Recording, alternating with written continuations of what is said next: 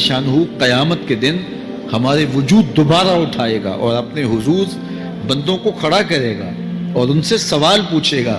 یہ نہیں ہے کہ جو مرضی کرتے گئے، ایک آدمی نے ظلم کیا، جبر کیا، زیادتیاں کی، لوگوں کا حق لوٹا، لوگوں کا مال غصب کیا، عزتیں پامال کی، اور اتنا مؤثر تھا کہ عدالتیں وہ خرید لیتا تھا، کچہریاں وہ خرید لیتا تھا، پولیس وہ خرید لیتا تھا، کوئی سے پوچھنے والا نہیں تھا، اس کی بات چلتی تھی، اس کا فون چلتا تھا، اس کا رکا چلتا تھا، عیش و عشرت کی زندگی گزاری اور مر گیا، ہزاروں کے حق غصب کر کے، ہزاروں کا مال ہڑپ کر کے، لوگوں کی آبروئیں لوٹ کے مر گیا اور قبر میں چلا گیا، بس قصہ ختم۔ اب نہ وہ اٹھے گا، نہ اس سے حساب لیا جائے گا، تو پھر انصاف کہاں گیا؟ ایک عدالت ایسی ہونی چاہیے کہ جس عدالت میں اس کو بھی پکڑا جائے اور ٹکٹکی پہ باندھا جائے کہ دنیا پر تو کسی نے تجھے پکڑا نہیں، آ اس عدالت میں تیرے خلاف سلطانی گواہ بھی موجود ہیں اور تجھے گناہوں کا، جرم کا بدلہ بھی دیا جائے گا، اور منصف جو ہے وہ انصاف کرے اور ان مظلوموں کو کھڑا کیا جائے کہ دنیا پر تو تمہاری داد رسی کسی نے کی، اس دربار میں تمہاری پوری پوری داد رسی کی جائے گی۔ عقل مانتی ہے کہ ایک ایسا دربار ہونا چاہیے، ایسا احتسابی عمل ہونا چاہیے، ایک ایسی عدالت لگنی چاہیے کہ جس کا کہیں جسے انصاف نہیں ملا اس کو وہاں جا کے انصاف ملے، اور وہ دن قیامت کا دن ہے۔ اس کا یقین زندگی میں نظم پیدا کر دیتا ہے اور تھر تھر بدن کانپتا ہے کہ آج اگر ہم مؤثر بھی ہو جائیں اور کسی کے سامنے جواب دے نہ ہوں، لیکن ایک عدالت تو ہے جہاں ہم نے جواب دہ ہونا ہے اور اپنے ایک ایک عمل کا حساب دینا ہے۔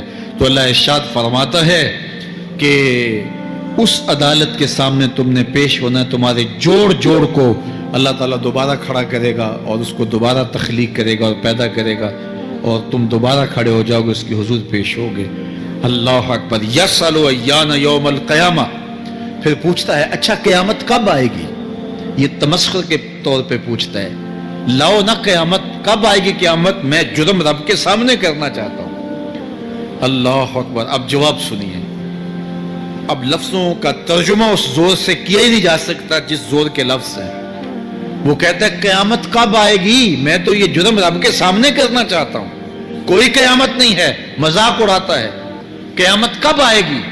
آواز آئی، فَإِذَا بَرِقَ الْبَصَرُ وَخَسَفَ الْقَمَرُ وَجُمِعَ الشَّمْسُ وَالْقَمَرُ۔ جب قیامت آئے گی تو آنکھیں چندھیا جائیں گے، چاند بے نور ہو جائے گا، سورج اور چاند اکٹھے ہو جائیں گے۔ یقول الانسان یومئذ این المفر۔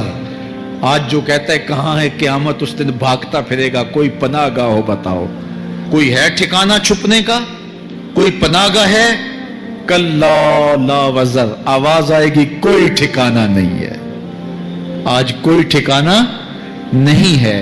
الی ربک یومئذ المستقر، اگر ٹھکانہ ہے تو صرف رب کے پاس ہے۔ انہیں ٹھکانہ ملے گا جو رب کے بندے ہیں اور اس کی دہلیز پہ آنے والے ہیں۔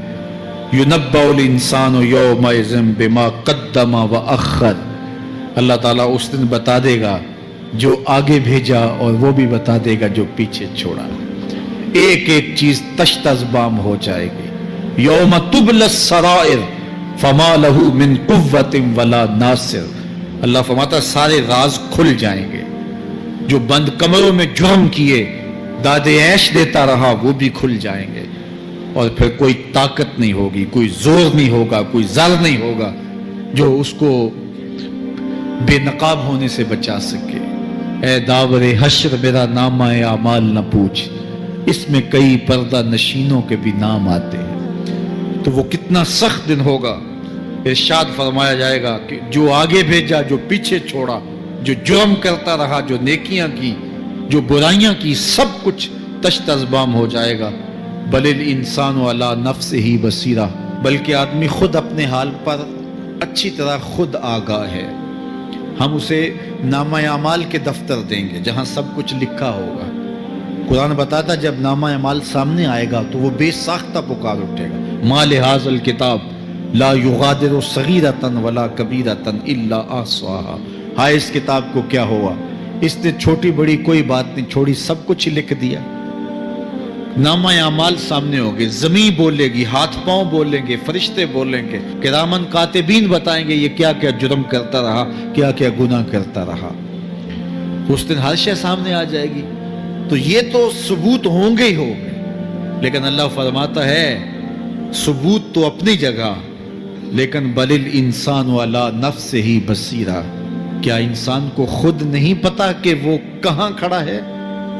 उसको अपने जराइम की फहरिस्त खुद याद है, उसके ज़मीर पे खुद उसका बोझ मौजूद है। उसे ये नामा अमाल ना बताते, फरिश्ते ना बताते, फिर भी उसे पता था कि मैं क्या हूं और कहां मैंने जुर्म किया है। वल्लाहु अलका माज़ीरा, अल्लाह अकबर। अगर उसके पास जितने बहाने हों सब ला डाले, जब भी कोई उसका बहाना नहीं सुना जाएगा। क़यामत का दिन होगा, दुनिया के ऊपर तो बहानों से इंसान बच निकलता है। कोई झूठ बोल लिया, कोई झूठा गवाह पेश कर दिया, कोई मकर कर लिया, कोई रिश्वत चल गई, कोई सिफारिश काम आ गई, कोई बहाना तराश लिया, बात को तोड़ मोड़ के पेश कर लिया। लेकिन क़यामत का जब दिन होगा तो कोई ना झूठा गवाह चलेगा, ना रब की पुलिस रिश्वत लेती है, ना वहाँ इंसाफ के खिलाफ कोई काम होगा, और ना ही कोई बहाना चल सकेगा। अल्लाह अकबर। आज हमारी बेचैनियों का एक सबब हमारा मालिक की दहलीज से मुंह मोड़ना और बहुत सारे दीदा ना दीदा गुनाहों का इर्तिकाब करना है। जब हमसे सुस्तियां हो जाती हैं, कोताहियां हो जाती हैं, तो वो गुनाह हमारा पीछा नहीं छोड़ते और हमें बेचैन और मुस्तरब रखते हैं। तो बाज़ औक़ात जो है वो हम कहते हैं कि पता नहीं बेचैनी क्या है। बेचैनी गुनाहों की है। गुनाह तबीयत में बेचैनी पैदा कर देता है, सुकून नहीं आने देता। इत्मीनान की दौलत छिन जाती है जब कोई शख्स गुनाह करता है। और ये लाजमी नहीं है कि वो किसी का हक गस्ब करे, उसने किसी की इज्जत ही पामाल की हो, उसने किसी की आबरू पे हमला किया हो। अगर नमाज छोड़ी है तो बेचैनी ये भी कम नहीं है, ये रब की नाफरमानी है। अगर उसकी नजर भटकी है तो ये भी कम बेचैनी नहीं देती। अगर उसका ख्याल बहका है, उसने जुबान से किसी को दुख दिया है, उसने किसी के लिए सब्बो शतम का अंदाज इख्तियार किया है, गाली गलौज का रंग इख्तियार किया है, तो फिर क्या हुआ कि ये बेचैनी अंदर अंदर को तोड़ती रहती है। इंसान चलता फिरता है लेकिन उसे तमानियत नहीं मिलती, उसे सुकून नहीं मिलता। सुकून कब मिलेगा? सुकून तब मिलता है जब किसी से ज्यादती की हो तो उससे जाके माफ़ी मांग ली जाए, और इस लजाजत के साथ माफ़ी मांगी जाए कि वो मजबूर हो जाए माफ़ करने पे, तो फिर अंदर तमानियत उतर जाती है।